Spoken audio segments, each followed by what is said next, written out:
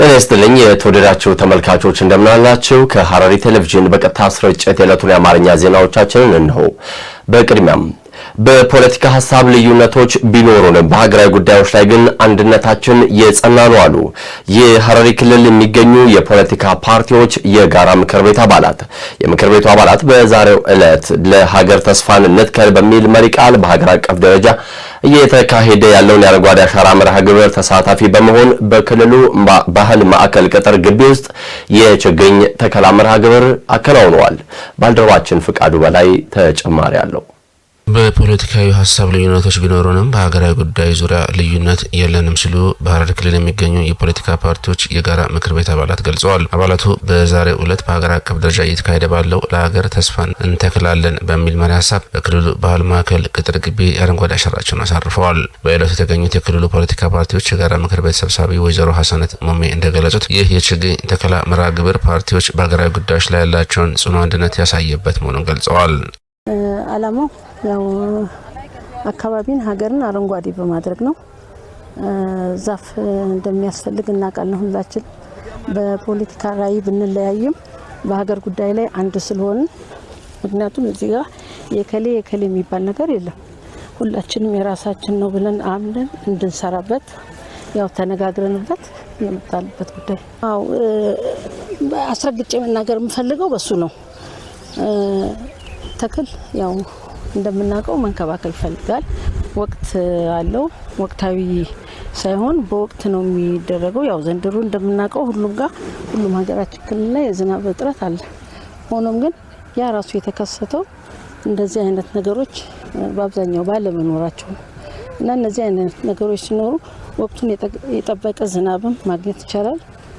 ይህንን ታሳቢ አድርገን ነው አረንጓዴ አሻራን ማኖር የነገውን ትውልድ የተሻለች ሀገር ለመገንባት መሰረት መሆኑንም ነው ያስታወቁት። ወቅታዊና የዝናብ እጥረትና የአየር ንብረት ለውጥ ተግዳሮቶችን ለመቋቋም ዝናብ ማግኘት አስፈላጊ መሆኑን የገለጹት ኃላፊዋ ለዚህም የተተከሉትን ችግኞች በወቅቱ በመከታተል አረም በማረምና ውሃ በማጠጣት ትኩረት ሰጥቶ መስራት እንደሚገባ አመላክተዋል። ሌላው ግን ዛሬ መትከል ብቻ ትርጉም የለውም። ያው ልጅህን ወልደህ ያው ተንከባክበህ ነው የምታሳድገው። ያን አይነት ነገር ነው መሆን ያለበት። ምክንያቱም ዛሬ የሰራነውን ስራ እየተከታተልን ምን ማድረግ እንዳለብን ሁላችንም ተነጋግረናል። በየወቅቱ እየመጣን ውሃ ማጠጣት ካለብን እናጠጣለን። የተበላሸም አረም ምናምን ካለም እነሱን ለመንቀል እና ኩትኩተን ለማብቃት ዛሬ በእንጭጩ የተውነውን ነገ ደግሞ አንድ ደረጃ ደርሶ ማሳየት እንፈልጋለን። በክልሉ የፖለቲካ ፓርቲዎች የጋራ ምክር ቤት ስራ አስፈጻሚ አባላት ሀሰን አብዲ በበኩላቸው በዛሬው ዕለት የነገን ትልቅ ተስፋ የሆነውን ችግኝ በመትከል አንድነታችንን ይበልጥ የምናጠራክርበት ቀን ነው በማለት ገልጸዋል። ችግኝን ስንተክል ለትውልዱ የተሻለች ሀገርና አካባቢ ለመፍጠር ከማለም አኳያ መሆኑን ገልጸው እንደ ፖለቲካ ፓርቲዎች በጋራ በመቆምና የልማቱ አንድ አካል በመሆን ውጤታማ ተግባራትን እያከናወንን እንገኛለን ሲሉም ተናግረዋል። ያው ዘንድሮ እንደ ሀገር ተስፋን እንተክላለን በሚል መሪ ቃል በሀገር አቀፍ ደረጃ በጣም ብዙ ችግኞች እየተተከሉ ነው ያሉት። አካባቢያችን ያው ዝናብ አጠር ከመሆን አኳያ ነው ትንሽ ዘግየት ያለበት ሁኔታና ኦሬዲ ምንድነው ዋናው የነገን ትልቅ ተስፋ የሆነውን ችግኝ የምንተክልበት ችግኙን ስንተክል ደግሞ በተሻለ ሁኔታ ለነገ ትውልድ የተሻለች ሀገርን የተሻለ አካባቢን ለመፍጠር ከማለም አኳያ ነው። እንደ ፖለቲካ ፓርቲዎች የተለያዩ የራሳችን የሆነ አመለካከቶች ቢኖርንም ሀገራዊ በሆኑ ጉዳዮች ክልላዊ በሆኑ ጉዳዮች ላይ የጋራ አጀንዳዎችን ወስደን እየተንቀሳቀስን ያለንበት ሁኔታ ነው ያለውና የዘንድሮም የአረንጓዴ አሻራ መርሃ ግብር የፓርቲዎች በጋራ የምንንቀሳቀስበት አንዱ ስራ ሆኖ ነው ኦሬዲ እየሰራን ያለነውና የተቋማት አካባቢዎችንና ምቹ ቦታዎችን በመጠቀም የተከናወነው የዛሬው ችግኝ ተከላ የፖለቲካ ፓርቲዎች ልዩነቶቻቸውን አጥበው ለጋራ ሀገራዊ አጀንዳዎች እንዴት አብረው መቆም እንደሚችሉ አርአያ የሚሆንና በቀጣይም ተጠናክሮ የሚቀጥል አብሮነት መሆኑን ያረጋግጥንበት ዕለት ነው ሲሉ የገለጹት ደግሞ የጋራ ምክር ቤቱ አባላት ናቸው። ጋራ እንደ ፓርቲ እንደ ተፎካካሪ ፓርቲዎች የጋራ ምክር ቤት ይህንን የችግኝ የተከላ መርሃ ግብር ስናካሂድ ምንም የሀሳብ ልዩነት ቢኖረንም ይህ ሀገራዊ አመታዊ ትልቅ ሀገራችንን መልካም የፖለቲካ ፓርቲዎች መካከል ያለው መልካም ግንኙነት የሚያንጸባርቅ ከመሆኑ በላይ ይሄን ችግኝ መትከል ለመጪው ትውልድ ትልቅ አሻራችን እናሳልፍበት ጊዜ ሆናል በሚል ይሄንን ዓላማ ያደረገ የችግኝ ተከላ መርሃ ግብር ነው እያካሄድን ያለው። በጋራ መትከላችን ሀገራዊ ጉዳይ ላይ ሁሉም ፓርቲ አንድ መሆኑን ነው የሚያመለክተው። ሀገራዊ የሚመለከቱ ነገር ላይ በጋራ እንደምንሳተፍ ያመለክታል እንጂ ስዋል መንከባከብ፣ ውሃ ማጠጣት፣ የተለያዩ ነገሮችን ማድረግ ልክ እንደ ልጅ መንከባከብ ያስፈልጋል ብዬ አስባለሁ። ቀጥለናል። በዘንድሮው የክረምት ወቅት በሐረሪ ክልል ያጋጠመው እንዲሁም በምስራቅ የሀገራችን ክፍል ያጋጠመውን የዝናብ እጥረት ለመቋቋም ከ11300 ሄክታር በላይ በፍጥነት የሚደርሱ የሰብል አይነቶችን መሸፈኑን የክልሉ ግብርና ልማት ቢሮ አስታወቀ። ታዲያ ቢሮው አርሶ አደሮች የከርሰ ምድር ውሃን በመጠቀምና በቴክኖሎጂ ቁሳቁሶች በመታገዝ ምርትና ምርታማነትን እንዲያሳድጉም ጥሪውን አቅርበዋል። ለአብዲ ኡስማን ዘገባ አያንቱ አህመድ።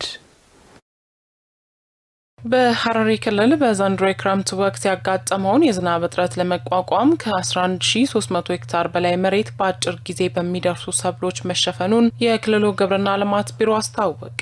በቢሮ የግብርና ኤክስቴንሽን ዳይሬክተር አቶ መሐመድ ሪድዋን ለሐረሪ ብሮድካስቲንግ ኔትወርክ እንደገለጹት በወቅቱ ያጋጠሙ የተፈጥሮ ችግር በአርሶ አደሮች ምርትና ምርታማነት ላይ የሚያደርሰውን ተጽዕኖ ለመቀነስ ሰፊ ዝግጅት ተደርጓል ብለዋል። በዚህም በድርቅ የተጎዳውን 11956 ሄክታር መሬት በአጭር ጊዜ በሚደርሱ ዘሮች መልሶ ለማልማት ታቅዶ ወደ ስራ የተገባ ሲሆን እስካሁን 11380 ሄክታር መሬት በምርጥ ዘር መሸፈን መቻሉን ጠቁመዋል። ቢሮ ከህብረት ስራ ማህበራት ማስፋፊያ ኤጀንሲ ጋር በመቀናጀት እንደ ስንዴ፣ ማሽላና ስኳር ድንች ያሉ በአጭር ጊዜ ውስጥ የሚደርሱ ምርጥ ዘሮችና ማዳበሪያ ለአርሶ አደሩ በማሰራጨት ላይ እንደሚገኝም ዳይሬክተሩ አብራርተዋል። ሀሊ ሴንሰሮ ባዳው ጉላሉ በሊ ሰረቲ ሀለ በሪዳዳን ዱርሴ ሴኔ ኸንጀል ቀባሰን ሮበጊያ በሪዳቲቱ ኑሮ ቤቱሬ ቦደረገሩ ገናዳ የዘንድሮው የዓመቱ ዝናብ በመጀመሪያ በጥሩ ሁኔታ ጥሎ የነበረ ቢሆንም በመካከሉ መቋረጡ እንደ በቆሎና ማሽላ ያሉ ሰብሎችን ጎድቶ ነበረ። እኛ ግን የተጎዳውን መሬት በሌላ ተክተናል። ለዚህም በአጭር ጊዜ ውስጥ የሚደርሱ እንደ ስንዴ፣ አጭር ጊዜ ማሽላና ስኳር ድንች ያሉ ሰብሎችን 11380 ሄክታር መሬት አልምተን አሸፍነናል። አቶ መሐመድ አክለውም እንደገለጹት አርሶ አደሩ የከርሰ ምድር ውሃን በጥቅም ላይ እንዲያውል የሶላርና የውሃ ማውጫ ማሽኖችን ጨምሮ ልዩ ልዩ የቴክኖሎጂ ቁሳቁሶች እንዲቀርቡ መደረጉንም ተናግረዋል። የንሰ ጉዳ ፊዳ ጅረ ገመ ቢሽንጋ ገባባ የሮ ገባብዱ ከሰድፉት ጅጅሩዳፍ ተታፊ ጉዳ ጎዳ ጅረ ከፍተኛ መሻሻል ይታያል። የተመረጡ ዘሮችን በማቅረብ ረገድ ትልቅ ስራ እየተሰራ ይገኛል። ስንዴና ማዳበሪያን በማቅረብ ላይ እንገኛለን። ከህብረት ስራ ማህበራት ማስፋፊያ ኤጀንሲ ጋርም በጋራ እየሰራን ነው ያለነው። በዚህም ቀደም ሲል በዝናብ ውሃ ብቻ ይመረት የነበረውን ከ6000 ሄክታር በላይ መሬት ወደ መስኖ ልማት ማሸጋገር የተቻለ ሲሆን ለስራው ውጤታማነት በግብርና ባለሙያዎች በኩል አስፈላጊው የሙያ ድጋፍ እየተደረገ ይገኛል ብለዋል። ፓምፒ በሊሱ ዳውጆ ወልቀበቴ ፓምፒ አርሶ አደሩ የውሃ ፓምፕ እንዲያገኝ እያደረግን እንገኛለን። በክልሉ ደረጃ በአመታዊ ምርት ከሚሸፈነው 11956 ሄክታር መሬት ውስጥ ወደ 6000 ሄክታር የሚጠጋውን ወደ መስኖ ልማት አስገብተናል። 4 የመስኖ ልማትን በማስፋፋት ስራ ውስጥ ትልቅ ፈተና አለ። ሆኖም ግን እንደ ቢሮአችን በርካታ ስራዎች እየተከናወኑ ይገኛል። በዚህም የከርሰ ምድር ውሃን ለማውጣት አርሶ አደሩን የሚያግዙ ማሽኖችን አቅርበናል።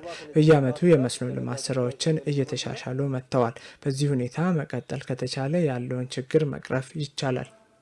በመጨረሻም አርሶ አደሩ ያገኘውን የዝናብ ውሃ ከማከማቸት ጎን ለጎን የሚወጣውን የከርሰ ምድር ውሃ በመጠቀም ለምግብነት የሚውሉ ሰብሎችን፣ አትክልትና ፍራፍሬን በማልማት የምግብ ዋስትናውን እንዲያረጋግጥ ጥሪ አቅርበዋል። ቀጥለናል። በሐረሪ ክልል ሐረር ከተማ አሚር ኑር ወረዳ የገንደፌሮ ነዋሪዎች ላለፉት 16 ዓመታት ሲጠይቁት የነበረው የልማትና ማህበረሰባዊ ጥያቄ በመፈታቱ እጅግ ደስተኛ ነን ሲሉ ገለጹ። ታዲያ በመንደሩ ከ6.3 ሚሊዮን ብር በላይ ወጪ የተደረገበት ዘመናዊ የህዝብ መጸዳጃ ቤት በዛሬው ዕለት ተገንብቶ ለአገልግሎት ዝግጁ ሆኗል። ባልደረባችን ጌትነት ዘውዴ ከስፍራው መረጃውን አድርሶናል። አያንቱ አህመድ በተከታይነት አቀርበዋለች።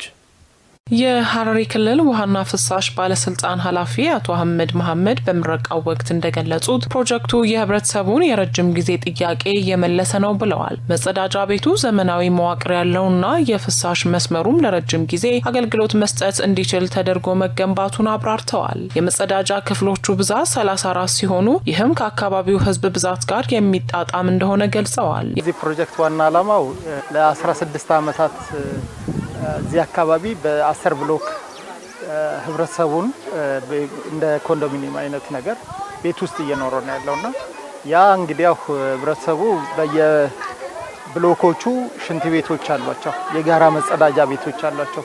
እነኛ የጋራ መጸዳጃ ቤቶች በጊዜው ሲስተም ነበራቸው።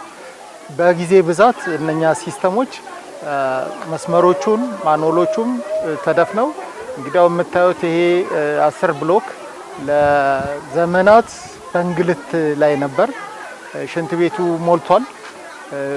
ሽንት ቤቱን የሞላውን ደግሞ ለሴፕቲክ ታንኩ የሞላውንም ለማስወገድ አልተቻለም። የአሚር ኑር ወረዳ አስተዳዳሪ አቶ ሰሚር ሙክታር በበኩላቸው በአካባቢው ነዋሪዎች በስፋት ሲነሱ ከነበሩ የልማት ጥያቄዎች መካከል የመጸዳጃ ቤት አቅርቦት ዋነኛው እንደነበር አስታውሰዋል። በአካባቢው የሚገኙ የጋራ መኖሪያ ቤቶች የሽንት ቤት መሙላት ምክንያት የነዋሪዎችን ጤና እና የአካባቢውን ንጽህና ሲፈታተን የቆየ የመልካም አስተዳደር ችግር ዛሬ መፍትሄ አግኝቶ ለመረቃ በቅቷል።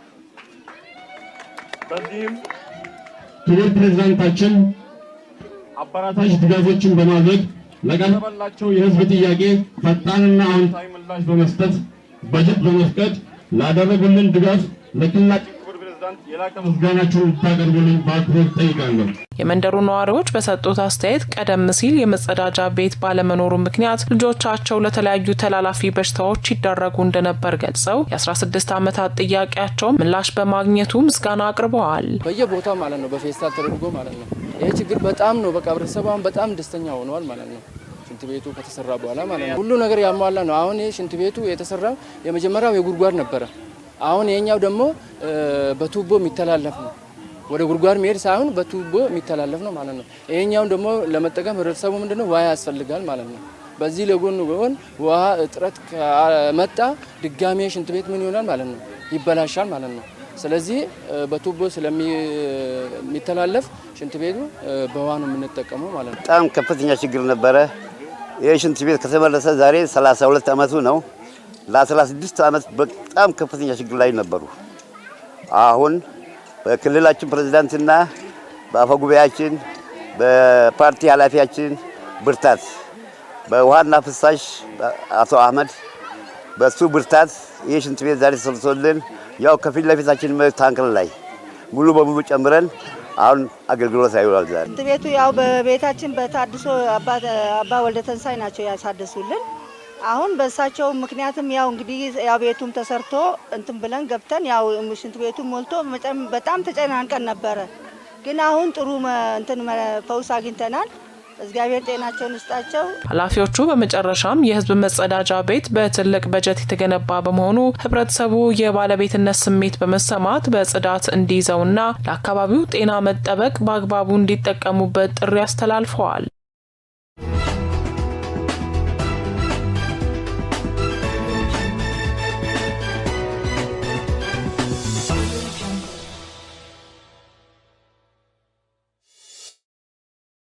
ቀጥለናል። የተወደዳችሁ ተመልካቾች ሐረር ብሮድካስቲንግ ኔትወርክ ሐረሪ ቴሌቪዥን በቀጥታ ስርጭት የዕለቱን የአማርኛ ዜና ወጃችን ነው እየተከታተላችሁ የምትገኙት። ከሀገር አቀፍ ምንጮች ወዳገኘናቸው ወሬዎቻችን አለፍን። ኢትዮጵያ ሀገራዊ ምክክር ጉባኤ የጸናች ሀገር እና በምክክር የሚያምን ትውልድን ለመገንባት ወሳኝ ምዕራፍና መሰረትን የጣለ ነው አሉ የሀገራዊ ምክክር ጉባኤው ተሳታፊዎች። በተለያዩ እንዲሁም በሌላ ዜናችን የኢትዮጵያ የሀገራዊ ምክክር ለአፍሪካ ሰላም ግንባታና የግጭት አፈታት ምሳሌ የሚሆን ነው ሲሉ የናይጄሪያው የቀድሞ ፕሬዝዳንትና የአፍሪካ ህብረት የአፍሪካ ቀንድ ልዩ መልእክተኛ ኦሉሴጉን ኦባሳንጆ እነዚህና ሌሎች መሰል ሀገር አቀፍ ወሬዎችን ደግሞ ባህር ጠንከር በዝርዝር ይቃኛቸዋል። የኢትዮጵያ ሀገራዊ ምክክር ጉባኤ የጸናች ሀገርና በምክክር የሚያምን ትውልድ ለመገንባት መሰረት የጣለ መሆኑን የተለያዩ ተመካካሪዎች ገለጹ። ከሐምሌ 8 ቀን 2018 ዓ.ም ጀምሮ በአዲስ አበባ ዓለም አቀፍ ኮንቬንሽን ማዕከል ሲካሄድ የቆየው የኢትዮጵያ ዋናው ሀገራዊ ምክክር ጉባኤ የማጠቃለያ መርሃ ግብር ትላንት ተካሂዷል። አስተያየታቸውን ለኢትዮጵያ ዜና አገልግሎት የሰጡ ተመካካሪዎች እንደተናገሩት ምክክሩ የተለያዩ ሀሳቦች በማሰባሰብ ለአዲስ ትውልድና ለሀገር ግንባታ መሰረት ለማስቀመጥ እድል የፈጠረ ነው። ከተመካካሪዎች መካከል የተገኙት እንደገለጹት ጉባኤው የቆዩ ችግሮችንና አለመግባባቶችን መፍታት የሚያስችሉ ሀሳቦችን ያቀበለ መድረክ ነው ብለዋል። በጉባኤው በመሳተፋቸው መደሰታቸውንም ተሳታፊዎች ገልጸዋል። ምክክሩ ለጠንካራ ሀገረ መንግስት ግንባታም ወሳኝ እንደሆነ አስታውቀዋል። ሀገራዊ ምክክሩ ለነገ ትውልድ መሰረት የሚሆን ሀሳቦች ላይ ጥልቅ ምክክሮችን በማድረግ ለችግር መፍታት የምክክር የጸናች ሀገር በምክክር የሚያምን ትውልድ ለመገንባት መሰረት የጣለ መሆኑን ተናግሯል።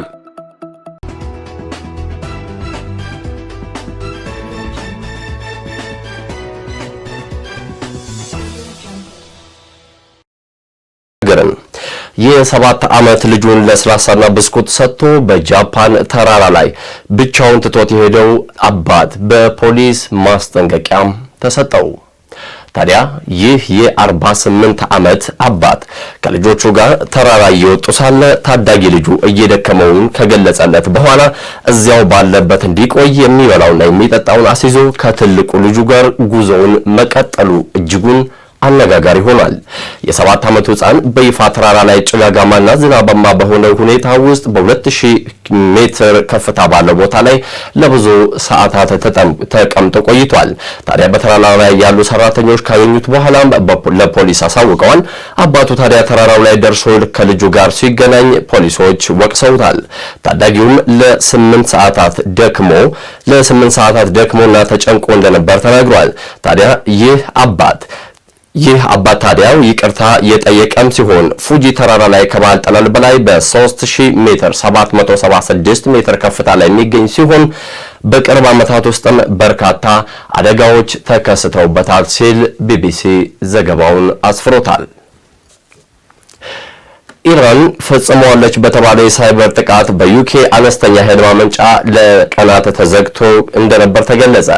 በዩናይትድ ኪንግደም የሚገኝ አነስተኛ የኃይል ማመንጫ በሳይበር ጥቃት ምክንያትም መዘጋቱ ተነግሯል።